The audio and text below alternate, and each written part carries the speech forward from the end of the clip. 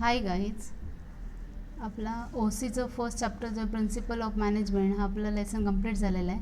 तर या principal of management या लेसनमधले काही क्वेश्चनचे जे आन्सर आहेत ते आपल्याला 6-7 पॉईंट आहेत, काही 14 प्रिन्सिपल्स आहेत. तर हे आपल्याला लक्षात कसं ठेवायचं आहे.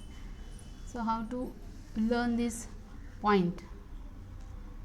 So that's why I take here short tricks of OC, that first chapter, principle of management. First question आपला होता nature of principles of management.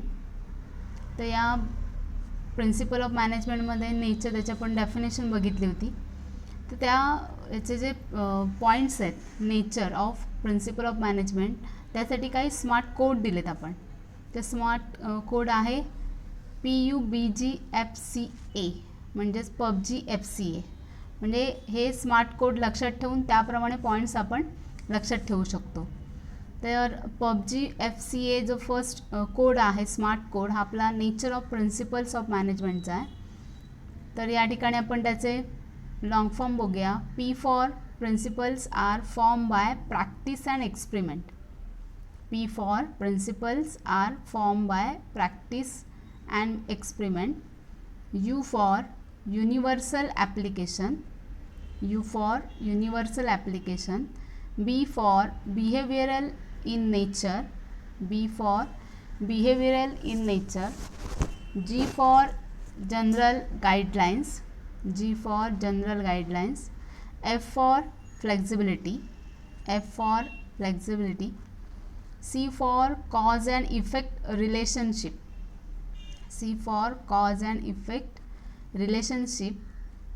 A for all principles are of equal importance. A for all principles are of equal importance. म्हणजे आपले हे जे points आहेत, 7 points आहेत, तर ते 7 पॉईंट या पद्धतीने, म्हणजेच आपला जो फर्स्ट क्वेश्चन आहे nature of principle of management, त्याचा स्मार्ट कोड आपण बघितला PUBGFCA. त्याच्यानंतर सेकंड आपण क्वेश्चन बघणार आहोत, तर importance of the principles of management. ते इम्पॉर्टन्स जे आहेत प्रिन्सिपल ऑफ मॅनेजमेंट, ते त्याचा जो स्मार्ट कोड आहे तो पुश्ड H असं घेतलं आहे आपण. तर या ठिकाणी टोटल 7 पॉईंट्स आहेत. तर 7 पॉईंट त्याचा स्मार्ट कोड आहे pushed H. P for provide useful insight to managers. P for provide useful insight to managers. U for understanding social responsibility. U for understanding social responsibility. S for scientific decisions. S for scientific decisions. H for helpful in efficient utilization of resource. H for helpful in efficient utilization of resources. E for encourages research and development. E for encourages research and development, that is R and D. D for develops objective approach. D for develops objective approach. H for help to coordinate and control. H for help to coordinate and control. म्हणजेच importance of the principle of मॅनेजमेंटचे smart code, म्हणजे ते 7 point आहेत, तो आपण pushed H असा घेतलेला आहे. नेक्स्ट आपला क्वेश्चन आहे 14 प्रिन्सिपल्स ऑफ हेनरी फेयर. हा क्वेश्चन इम्पॉर्टंट आहे आणि हा विचारला जातो. तर त्याचा जो स्मार्ट कोड आहे तो dad is us rescues. Dad is us rescue. त्याचे आपण स्मार्ट कोड प्रमाणे घेऊया. D for principle of division of work. म्हणजे हे जे 14 प्रिन्सिपल आहेत ते लक्षात ठेवणं कठीण आहे, मग त्यासाठी आपण हा स्मार्ट कोड घेतलेला आहे. तर त्याचा पहिला D for principle of division of work. A for principle of authority and responsibility. A for principle of authority and responsibility. आता प्रत्येकाचं जे कोड आहे ते प्रत्येक ठिकाणी बघा, प्रिन्सिपल ऑफ आहे, त्याच्या पुढचं जे A फॉर ते authority, D for division of work असं लक्षात ठेवायचं आहे. Okay, D for principle of division of work, A for principle of authority and responsibility, D for principle of discipline. I for principle of initiative. I for principle of initiative. S for principle of subordination of individual interest to organizational. S for principle of subordination of individual interest to organizational. O for principle of order. O for principle of order. U for principle of unity. U for principle of unity. C for principles of command. C for principle of command. S for principle of stability of tenure. S for principle of stability of tenure. R for principle of remuneration. R for principle of remuneration. E for principle of equity.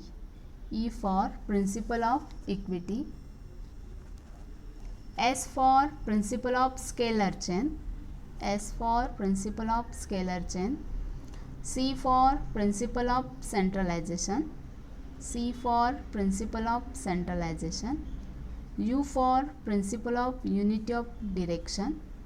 U for principle of unity of direction. E for principle of esprit de corps, teamwork. E for principle of esprit de corps, teamwork. Principles of scientific management. Smart code आहे आपला SD work study functional organisation. तर या ठिकाणी SD जो आहे तो S cube म्हणून तुम्ही घेऊ शकता. S फॉर 3 पॉईंट आहेत. S for standardisation of tools and equipment. S for standardisation of tools and equipments. S for scientific task setting. S for scientific task setting. S for scientific selection. S for scientific selection. D for differential piece rate wage plan. D for differential wage rate plan. Work study मध्ये 3 point येतात. Method study, motion study, fatigue study. Work स्टडीमध्ये method study, motion study आणि fatigue study. आणि last आपला point आहे तो म्हणजेच आपला ऑर्गनायझेशनल फंक्शनल ऑर्गनायझेशन. तर हे सगळे आपण जे स्मार्ट कोड आहेत ते आपण आता बघितले. तर हे कोड जे आहेत या पद्धतीने तुम्ही सगळे पॉईंट्स लक्षात ठेवून फर्स्ट जो आपला चॅप्टर आहे प्रिन्सिपल ऑफ मॅनेजमेंट हा तुम्ही लक्षात ठेवू शकता. तर हे सगळं करत असताना आपले हे शॉर्ट ट्रिक्स आपण दिलेल्या आहेत. त्याचप्रमाणे आपण SPच्या पण देणार आहोत. तर या व्हिडिओला जास्तीत जास्त लाईक करा, शेअर करा आणि सबस्क्राईब करायला विसरू नका.